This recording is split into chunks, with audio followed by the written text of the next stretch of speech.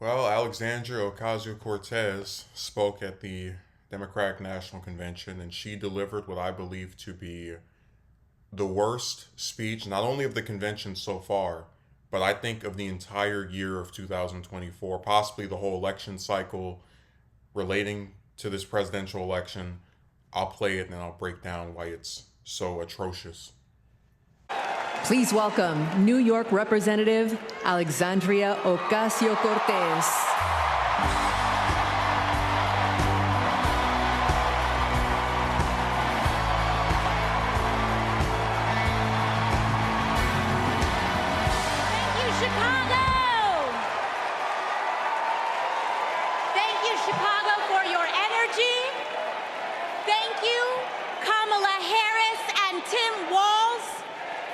Vision.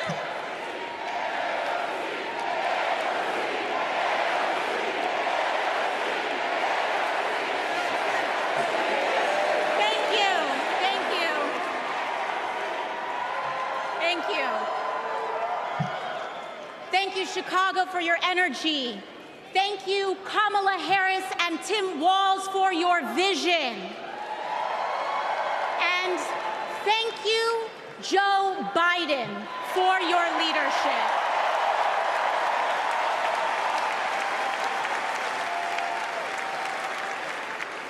You know, 6 years ago, I was taking omelet orders as a waitress in New York City.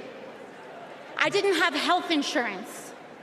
My family was fighting off foreclosure, and we were struggling with bills after my dad passed away unexpectedly from cancer.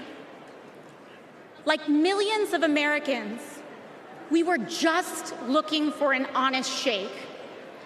And we were tired of a cynical politics that seemed blind to the realities of working people.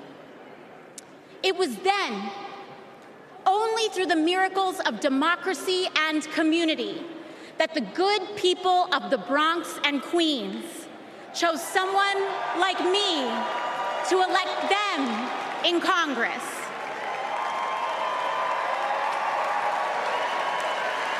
And America, in my heart, I know from that same cloth of hope and aspiration, we will also elect Kamala Harris and Tim Walz as President and Vice President of the United States of America. I am here tonight because America has before us a rare and precious opportunity. In Kamala Harris, we have a chance to elect a president who is for the middle class because she is from the middle class. She understands the urgency of rent checks and groceries and prescriptions. She is as committed to our reproductive and civil rights as she is to taking on corporate greed. And she is working tirelessly to secure a ceasefire in Gaza and bringing hostages home.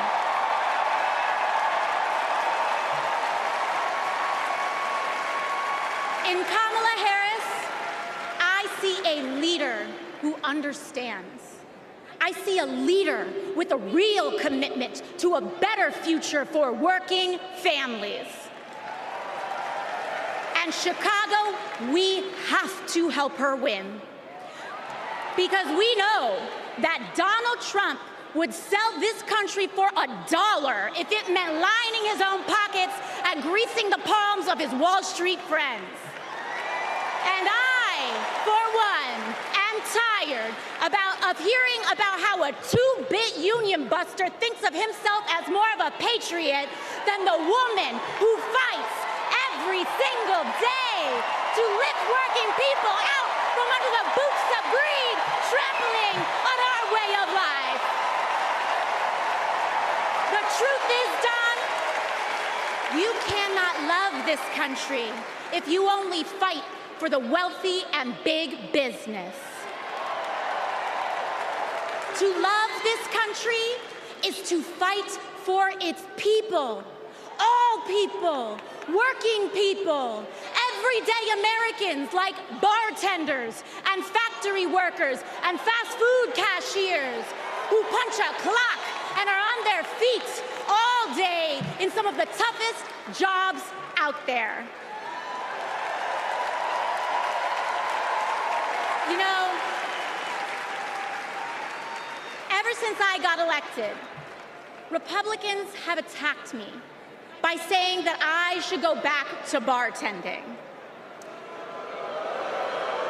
But let me tell you, I'm happy to any day of the week because there is nothing wrong with working for a living.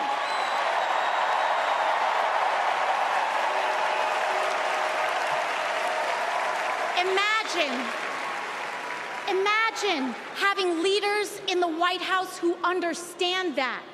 Leaders like Kamala and Tim. But Chicago, just because the choice is clear to us does not mean that the path will be easy. Over the next 78 days, we will have to pour every ounce, every minute, every moment into making history on November 5th. But we cannot send Kamala and Tim to the White House alone. Together, we must also elect strong Democratic majorities in the House and in the Senate so that we can deliver on an ambitious agenda for the people. Because if you are a working parent trying to afford rent and childcare, Kamala is for you. If you are a senior who had to go back to work because your retirement didn't stretch far enough, Kamala is for you. If you're an immigrant family just starting your American story, Kamala is for you. America, when we knock on our neighbor's door, organize our communities, and elect Kamala Harris to the presidency on November 5th, we will send a loud message that the people of this nation will not go back.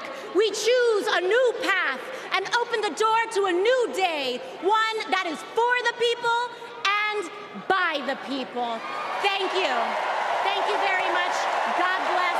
God bless you all.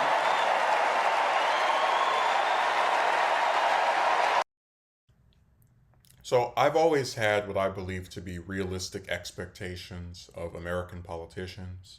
I know that for as much as Sanders or members of the squad may criticize other Democrats, if one of those Democrats wins a presidential primary or even a primary for a Senate or congressional seat, 9 times out of 10 they're going to endorse that person, regardless of how much more far right they are on the spectrum. You know, just they're going to always be on the side of whoever is supposedly the most left-leaning person. And that's one of the reasons why, as insane as I thought it was for AOC to, endorse Biden before the primary was even over, I said, okay, you know what? That they're doing what they're doing to try and maintain some power, some kind of influence. I understand. Now, getting to this speech, parts of it I like. The part about, her background, there's nothing wrong with being a bartender, and it is a disgrace that there are people who make fun of her for that background. When she mentions Trump as a union buster, which is true. All of this I'm fine with, but there's one line that you might not have caught it. Some other people have mentioned it, and it was so bad even TYT caught it, and they made a video about it. Of Harris, AOC stated that she is working tirelessly to secure a ceasefire in Gaza. Now, I'll clarify this. Do I expect Harris, as the vice president, to go over to the Middle East and sit Netanyahu and members of Hamas down and come to some kind of agreement that will secure peace in the... No, not at all. I don't expect her as the vice president to be able to do much of anything about anything. That's just the nature of that office, that you're not given actual legislative powers. But where the issue comes from is that as Harris has become the Democratic nominee, as she has become the standard bearer for her party for the next 4 to possibly 8 years, a lot of left wing people who have not liked the Biden administration's handling of the Israeli Hamas conflict are not willing to support her until she makes legitimate efforts to support the progressive position. Like, calling for a ceasefire just doesn't cut it. What do these foreign governments that the US is very friendly toward mostly rely on before getting to the point of not ignoring our request and actually listening to us? Funding. When you cut the funding of these lousy, horrendous, waste of existence governments, then suddenly they listen. So if Harris came out tomorrow and said, it's not just enough to have a ceasefire, if I become president, Israel's funding via the United States is blocked indefinitely until they stop murdering innocent people every damn day, you would see progressives flock to her like there was no tomorrow. But instead, Harris's position on Israel has been kind of nebulous. Like, she supports a ceasefire. That's what she said back in March. Apparently, she doesn't support an arms embargo. That's dubious as well. We really don't have any specifics that are leaning in the direction of what she will do beyond calling for a ceasefire, which, again, at this point is just not enough in the eyes of many left-leaning people, myself included, in terms of being convinced that she is working tirelessly to get a ceasefire. No, if you cut the funding for Israel, as president, you're more likely to see Israel actually want to do a ceasefire because they want their money. Same thing with Saudi Arabia. These foreign governments don't care about anything other than dollars. So this speech is so horrendous because in the middle of parts of AOC's background that are sympathetic, endorsements of Harris that I'm mostly okay with, she tells a blatant lie. Where she mentions Harris as supporting, reproductive rights, I can believe that, right? That's like a liberal thing that most of the people are going to vote for her backing. She calls Harris this, worker, this person that works for the working class, which again, kind of dubious because we remember that as Attorney General, she wouldn't prosecute Steve Mnuchin, but whatever. We'll let that one slide too. But the one thing I just couldn't let slide was the blatant, almost pathological lie that Harris is working tirelessly to get a ceasefire in the Israeli-Hamas conflict. You will not get me to believe that because there's no evidence of it. Harris will barely even talk about Israel, but we're supposed to believe that she is behind the scenes orchestrating give me a break. And, I don't mention other channels very often, but there's a channel called Due Dissonance, and they were talking about how they have what's called Blue MAGA, which are these vote blue no matter who people. They'll call the Republicans being in a cult, which they are, but then they're not really any better when they're going to support Democrats no matter what. One of the points that they made on their channel was what is the point of being a progressive, of being someone who has convictions, if we will let our convictions just be swatted aside, even if it includes innocent people being slaughtered in massive numbers. Like, when do we ever have anything that we just will not bend the knee on? And it seems like this is kind of going back to that same thing of, okay, vote blue no matter who, vote blue no matter who. We'll sit here for 2-3 years, right, during the term of whoever's president or whoever's the leading Democrat, waggling our finger. You better act more progressive. You better do this. But you just won the nomination, or you're up for re-election or whatever. Oh, we'll vote for you. Vote for them. Vote for them.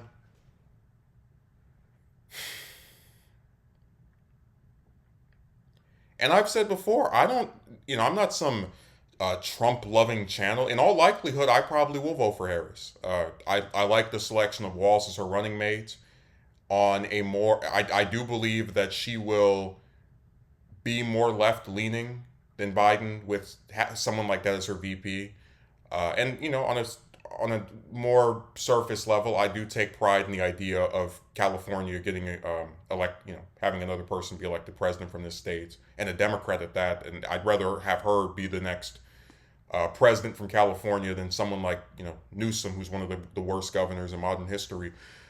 But this speech again is so terrible because it's not just coming from some random Democrat. It's not just that it's a lie. It's a lie that's being perpetuated by someone who is supposed to nominally be more on the side of left-leaning people than most of the other Democrats, and one who has such a big following. Like, this speech is one of the most important ones so far, and probably in all likelihood, period, that AOC will ever give, because it's at a convention where millions are watching every night, are very large amounts of people, more people than she certainly gets that read her little stupid Twitter post. And she uses that not to push for any ideas or any specifics that she wants out of her party.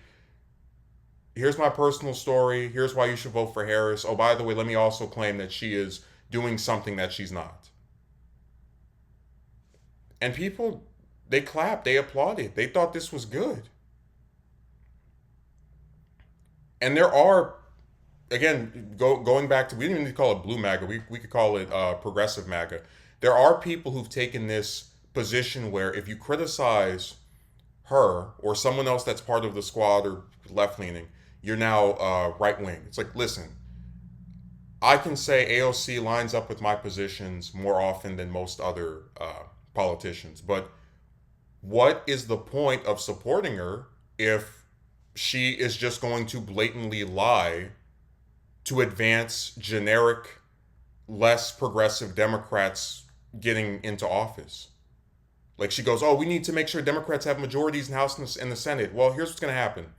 If they get those majorities, you're not going to see single payer passed, the Green New Deal, free college, any priorities, because most Democrats don't support them, and AOC is not going to use any type of leverage to enact change. Again, I don't expect one congresswoman to be able to solve all of these issues, but I would expect one of the few that you would think is on your side to not be so rigidly tied to her party that she pretends that if these people get power again, they're going to just make things so much better. When the truth of the matter is, if Democrats really want to do something about Roe v. Wade, they could have codified it when they had supermajorities under Obama, or during the time that Biden initially had a majority in the House and Senate. I mean, it's just not something I can really convince myself of anymore. But this stands so far as the worst speech I have seen a politician give this entire year, because I expect clowns like, Marjorie Taylor Greene, Carrie Lake, Stefanik, Britt, all the Trump bootlickers to like sit there and lie in favor of whatever conservative nonsense they're peddling. I don't expect that from the people that are supposedly on my team or are more aligned with me. So I'm going to, from this point forward, because I'm not in the mood to be gaslit anymore,